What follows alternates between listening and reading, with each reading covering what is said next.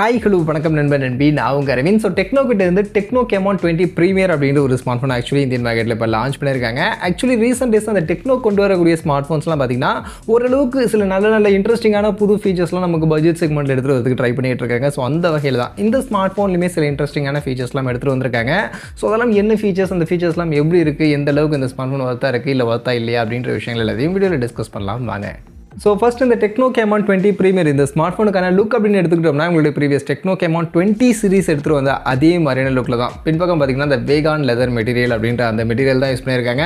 So இப்போ நிறைய smart phone brands இந்த வேகான் லெதர் மெட்டீரியல் அப்படின்றத யூஸ் பண்ண ஆரம்பிச்சிட்டாங்க. ஸோ காமன் ஆகிடுச்சு அப்படின்னாலும் இந்த ஸ்மார்ட் ஃபோனுக்கான இந்த லுக் அப்படின்றது கொஞ்சம் இன்ட்ரெஸ்டிங்காகவே இருக்குது. ஏன்னா இப்போ நிறைய பிராண்ட் பார்த்தீங்கன்னா நம்ம பின்பக்கம் இருக்க இந்த camera model circle, square, rectangle இந்த மாதிரியே பார்த்துட்டு இருக்கோம். பட் கொஞ்சம் வித்தியாசமாக கொஞ்சம் பென்டகன் ஷேப்க்கான ஒரு கேமரா மாடல் அப்படின்றது இங்கே ட்ரை பண்ணியிருக்காங்க.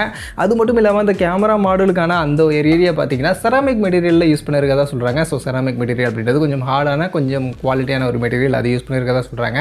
இது போக பின்பக்கம் இருக்கக்கூடிய அந்த வேகான் லெதர் அதுலேயுமே ஒரு சின்ன பேட்டர்ன் டிசைன் கொடுத்துருக்கிறது எல்லாமே இந்த ஸ்மார்ட் ஃபோனுக்கு நல்லாவே இருக்குது அப்படின்னு தான் சொல்லியாகணும். மற்றபடி பாக்ஸி ஷேப்பில் தான் ஆக்சுவலி கொடுத்துருக்காங்க. சைட் ஃப்ரேம்ஸ் எல்லாம் நமக்கு பார்த்திங்கன்னா அப்படியே ஒரு ஃப்ளாட்டாக தான் இருக்குது, அந்த கர்வியாக இல்லாத மாதிரி தான் இருக்குது. ஸோ அந்த வகையில் அதெல்லாம் நீங்கள் பார்த்துங்க. அண்ட் மொபைலுக்கான வெயிட்னு பார்க்கும்போதுமே 201 கிராம்ஸ்க்கான வெயிட் அப்படின்ற மாதிரி கொஞ்சம் பல்கியான ஸ்மார்ட் ஃபோனை தான் இந்த ஸ்மார்ட் ஃபோன் லான்ச் பண்ணியிருக்காங்க. பட் முன்பக்கம் டிஸ்பிளேவுக்கான அந்த பெசல்ஸ்லாம் பார்க்கும்போது ரொம்பவே சின்னதாக நமக்கு இருக்குது. ஸோ ஃபுல் வியூவுக்கான எக்ஸ்பீரியன்ஸ் கொடுக்கக்கூடிய ஒரு ஸ்மார்ட் ஃபோனாகவும் இந்த ஸ்மார்ட் ஃபோன் இருக்குது அப்படின்றத பார்த்துங்க. ஸோ லுக் வைஸ் பார்க்கும்போது கண்டிப்பாக டெக்னோ கேமான் 20 சீரிஸ் மாதிரி இந்த ஸ்மார்ட் ஃபோனும் நல்லாவே பண்ணியிருக்காங்க. அடுத்து அப்படியே ஸ்பெக்ஸ்குள்ளே வந்தோம்னா ஃபஸ்ட்டு மொபைலுக்கான டிஸ்பிளே பொறுத்த வரைக்கும் 6.67 இன்ச்சஸ்க்கான சைஸில் ஃபுல் ஹெச்டி ப்ளஸ் ரெசல்யூஷனுக்கான AMOLED டிஸ்பிளே 120 ஹெர்ட்ஸ்க்கான ரெஃப்ரெஷ் ரேட்க்கான சப்போர்ட்டோட இந்த ஸ்மார்ட் ஃபோனில் கொடுத்துருக்காங்க. பட் இதை தாண்டி மற்றபடி இந்த ஸ்மார்ட் ஃபோனுடைய ஃபீச்சர்ஸ் பற்றின பெரிய லெவலான இன்ஃபர்மேஷன்ஸ் எதுவுமே அவங்க சொல்லலை. பட் HDR 10+க்கான சர்டிஃபிகேஷன்ஸ்லாம் இருக்குது அப்படின்ற மாதிரி தான் சொல்கிறாங்க. சொன்னால் HDR கண்டென்ட்லாம் மோஸ்ட்லி நம்ம யூடியூப்ஸ்லாம் பார்க்கலாம். பட் இதை தாண்டி இன்னும் இந்த ஸ்மார்ட் ஃபோனுடைய டச் சாம்பிள் என்ன, ஹை பிரைட்னஸ் வேல்யூ என்ன, இந்த மாதிரியான விஷயங்கள் எல்லாமே சொல்லியிருக்கலாம். பட் அதெல்லாம் ஏன் சொல்லலைன்னு தெரியல. பட் இந்த செக்மெண்ட்டுக்கு 120 ஹெர்ட்ஸ்க்கான AMOLED டிஸ்பிளே இவங்க கொடுத்துருக்கிறது ஓகே. பட் இது ஒரு ஃப்ளாட்டான AMOLED டிஸ்பிளே தான், கர்வ்டு டிஸ்பிளேலாம் கிடையாது. அதை நீங்கள் நோட் பண்ணிங்க. And in display fingerprint ஸ்கேனரும் இந்த ஸ்மார்ட் ஃபோனுக்கான டிஸ்பிளேல இருக்குது. அடுத்து மொபைலுடைய பேட்டரி அண்ட் ஃபாஸ்டிங்னு வந்தோம்னா இங்கே யூஸ்வலாக எல்லா பிராண்டும் கொடுக்குற மாதிரி 5000 mAhக்கான பேட்டரி கெப்பாசிட்டி தான் கொடுத்துருக்காங்க. பட் அதை சார்ஜ் பண்ணுறதுக்கு 45 வாட்ஸ்க்கான ஃபாஸ்ட் சார்ஜிங்கான சப்போர்ட் கொடுத்துருக்காங்க. ஸோ அஃப்கோர்ஸ் இந்த ஸ்மார்ட் ஃபோனுடைய செக்மெண்ட்டுக்குன்னு பார்க்கும்போது இன்னும் கூட கொஞ்சம் பெட்டரான ஃபாஸ்ட் சார்ஜிங்கான சப்போர்ட் கொடுத்துருக்கலாம். ஸோ 45 வாட்ஸ்க்கு தான் கொடுத்துருக்காங்க. ஏன்னு தெரியல, சார்ஜரும் பாக்ஸில் இருக்குது. பட் இன்னும் கொஞ்சம் பெட்டரான ஃபாஸ்ட் சார்ஜிங் கொடுத்துருந்தா நல்லா இருக்கும். அண்ட் இந்த 45 வாட்ஸ்க்கான சார்ஜர் யூஸ் பண்ணி நம்மளால் ஒரு 1லேருந்து 1.5 மணி நேரத்தில் இந்த ஸ்மார்ட் ஃபோன் 100% சார்ஜ் பண்ணிக்க முடியும்.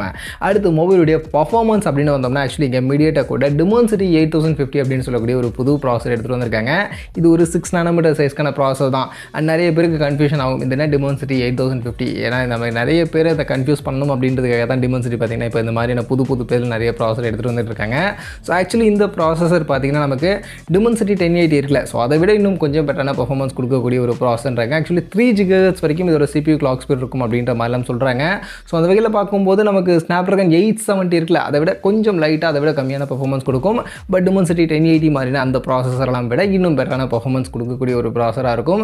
ஸோ அப்படி பார்க்கும்போது இந்த ஸ்மார்ட் ஃபோன் லான்ச் பண்ணிருக்கக்கூடிய செக்மெண்ட்டுக்கு ஓகே தான், ஓரளவுக்கு நமக்கு நல்ல பர்ஃபார்மன்ஸ் கொடுக்கக்கூடிய ஒரு ப்ராசஸராக தான் இருக்குது. 3 GHzக்கான கிளாக் ஸ்பீடில் இருக்கிறதுனால ஸோ ஓகே, எல்லாமே ஓகே.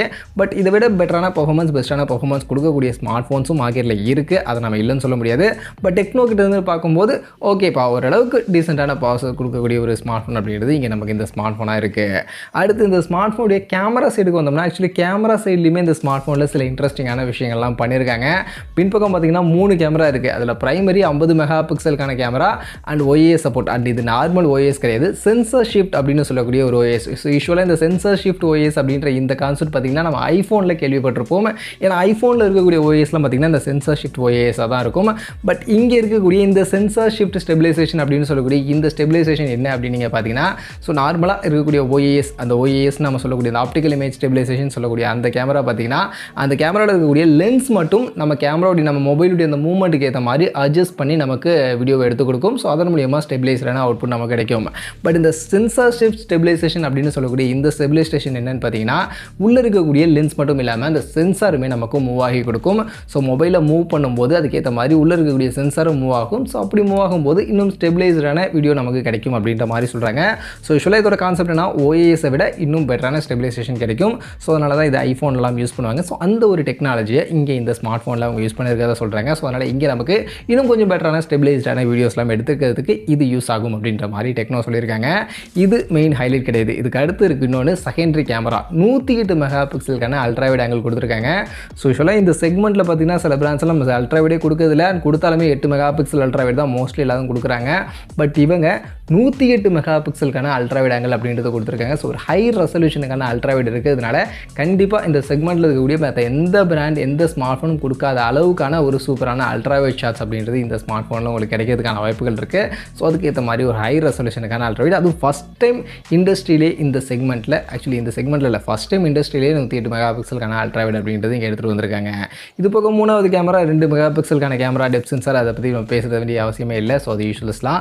அண்ட் முன்பக்கம் செல்ஃபி கேமரா வரும்போது 32 மெகா பிக்சலுக்கான செல்ஃபி கேமரா யூஸ் பண்ணியிருக்காங்க. மற்றபடி ரியர் கேமரா பார்த்தீங்கன்னா 4K 30 FPS வரைக்கும் மேக்ஸிமம் வீடியோ ரெக்கார்ட் பண்ண முடியும். அண்ட் செல்ஃபியில் 2K 30 FPS வரைக்கும் வீடியோ ரெக்கார்டிங் பண்ண முடியும் அப்படின்ற மாதிரிலாம் சொல்கிறாங்க.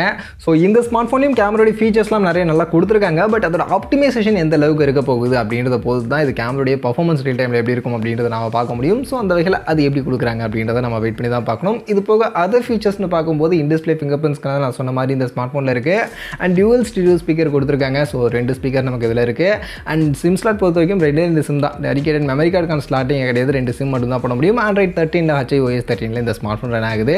அண்ட் மொபைலுடைய ப்ரைஸிங்னு பார்க்கும்போது 30,000 ரூபா செக்மெண்ட்டுக்கு லான்ச் பண்ணியிருக்காங்க. அண்ட் அந்த செக்மெண்ட்டுக்கு 8GB RAM 512GB ஸ்டோரேஜ் அப்படின்ற இந்த ஒரு வேரியன்ட் தான் லான்ச் பண்ணியிருக்காங்க. ஸோ 512GBக்கான ஒரு ஹையஸ்ட் ஸ்டோரேஜ் ஆப்ஷன் இந்த செக்மெண்ட்டில் கொடுத்துருக்கிறதும் இந்த ஸ்மார்ட் ஃபோனில் என்னை பொறுத்த வரைக்கும் பாசிட்டிவாக இருக்குது. ஸோ அந்த வகையில் ஓவரால் பார்க்கும்போது டெக்னோ கிட்ட இந்த டெக்னோ Camon 20 ப்ரீமியர் அப்படின்ற ஸ்மார்ட் ஃபோன் இந்த 30,000 ரூபா செக்மெண்ட்டுக்கு ரொம்ப மோசம்லாம் கிடையாது. கண்டிப்பாக ஃபீச்சர்ஸாக பார்க்கும்போது நிறைய ஃபீச்சர்ஸ், நல்ல ஃபீச்சர்ஸ், கொஞ்சம் இன்ட்ரெஸ்டிங்கான ஃபீச்சர்ஸ்லாம், புது ஃபீச்சர்ஸ்லாம் நமக்கு எடுத்துகிட்டு வந்திருக்காங்க. ஸோ அந்த வகையில் ஓகேப்பா இந்த செக்மெண்ட்டுக்கு ஓகே பரவாயில்ல நல்லா பண்ணியிருக்காங்க அப்படின்ற மாதிரி தான் இருக்குது. ஏன்னா டெக்னோ ரீசெண்ட் டேஸாக அவங்க கொண்டு வரக்கூடிய ஸ்மார்ட் ஃபோன்ஸ் எல்லாமே அவங்களுடைய பட்ஜெட் செக்மெண்ட்டுக்கு ஓரளவுக்கு அவங்களால என்னென்ன கொடுக்க முடியுமோ அதெல்லாம் கொடுத்து ட்ரை பண்ணுறாங்க.